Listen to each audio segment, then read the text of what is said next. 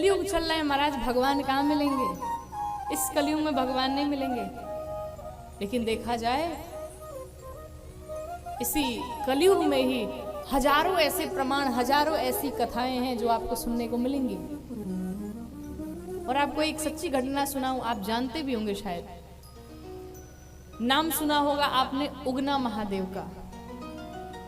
आपके यहीं बगल में मधुबनी बिहार, वहीं पर एक नगर है भवानीपुर।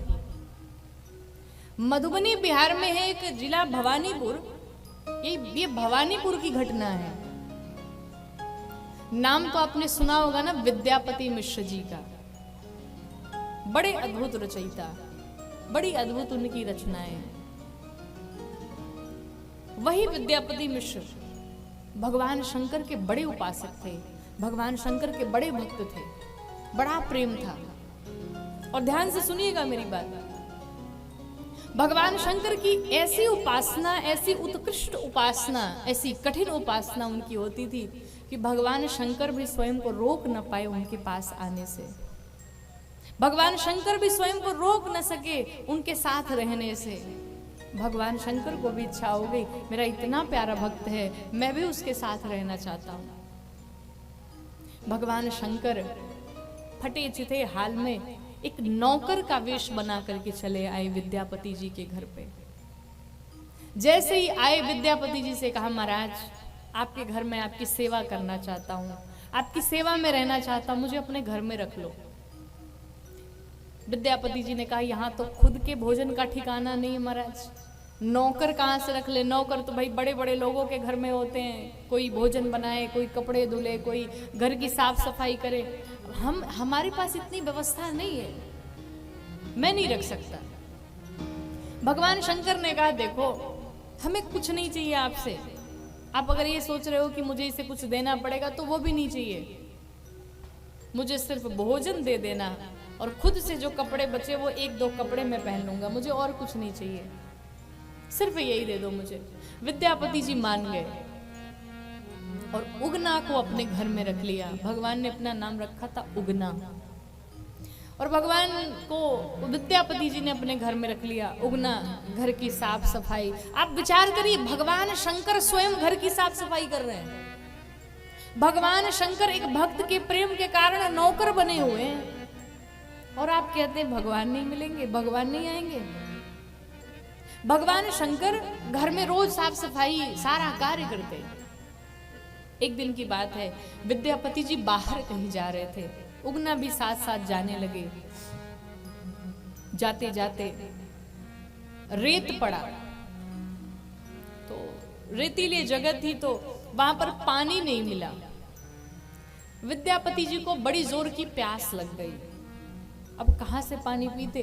तो उगना से कहा, उगना सुनो, मुझे बड़ी जोर से प्यास लगी है, एक काम करो पानी की व्यवस्था करो।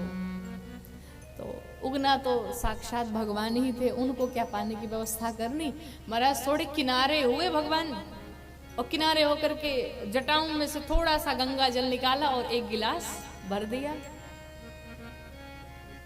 पानी लेकर के पहुंचे विद्यापति जी के पास। विद्यापति जी को प्यास लगी थी और सो पानी पी लिया।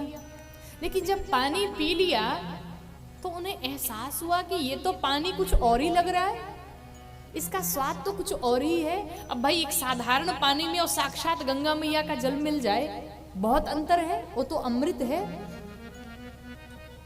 विद्यापति जी ने कहा, इसका तो स्वाद ही अलग है। और ये बताओ, ये चारों तरफ तो रेत दिख रहा है, तुम्हें पानी मिला कहां से?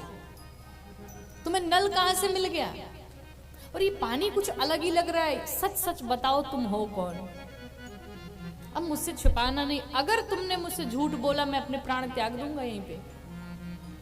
भगवान शंकर अपने स्वरूप में आ गए। बोले विश्वनाथ भगवान की। भगवान शंकर अपने वेश में आ गए, और जैसे विद्यापति जी ने देखा, रे बाप रे, साक्षात भगवान शंकर आ गए। साक्षात भगवान शंकर मेरे साथ नौकर बन के रह रहे थे, मेरी सेवा कर रहे थे। अब विद्यापति जी का क्या करे? भगवान के श्री चरणों में झुक गए, भगवान के श्री चरणों में लौट गए, प्रणाम कर लिए। सरकार बहुत बड़ा अपराध हो गया हमसे, मैं आपसे अपनी सेवा कराता रहा। नाथ मुझे क्षमा कर दीजिए, मुझे क्षमा कर दीजिए, रो पड़े। भगवान शंकर ने कहा देखो, आपकी उपासना इतनी उत्कृष्ट है, आपकी भक्ति, आपका भाव इतना उत्कृष्ट है कि मैं स्वयं को रोक नहीं पाया आपके पास आने से। और देखो मेरा वचन है, मैं तुम्हें छोड़ करके कहीं जाऊंगा नहीं, मैं आपके पास ही रहना चाहता हूँ। अब देखिए भगवान भी भक्तों से कितना प्यार करते हैं कि भगवान अपने भक्त को छोड़ के नहीं जाना चाहते। भगवान शंकर कह रहे मैं तुम्हें छोड़ के जाऊंगा नहीं, मुझे भगाना नहीं अपने घर से।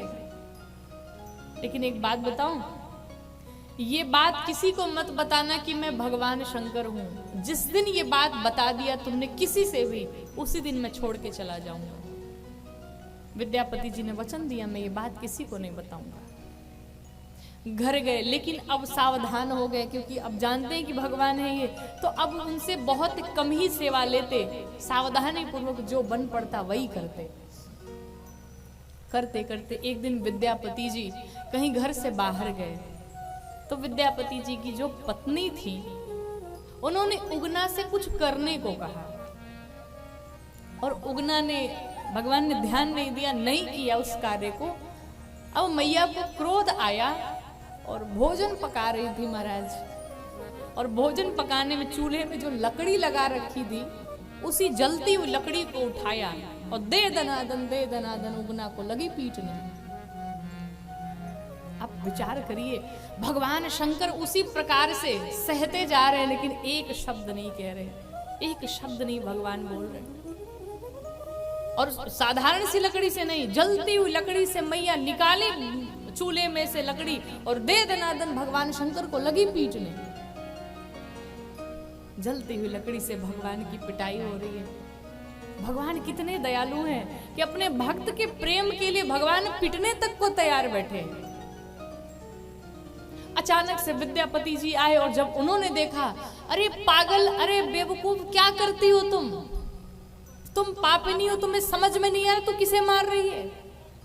तेरा दुर्भाग्य है, तू अपने हाथों से, तेरे हाथ सड़ क्यों नहीं जाते, गिर क्यों नहीं जाते, तू भगवान को मार रही है। अरे ये कोई और नहीं, साक्षात भगवान शंकर हैं। और जैसे ही कहा भगवान शंकर हैं, मेरे उगना महादेव वहां से अंतर ध्यान हो चले गए। जब विद्यापति जी को ध्यान आया, अरे ये तो मैंने वचन दिया था कि मैं बताऊंगा नहीं कि ये भगवान है, और अब तो भगवान मुझे छोड़ करके चले गए। विद्यापति जी बैठ करके सर पटक के लगे रोने।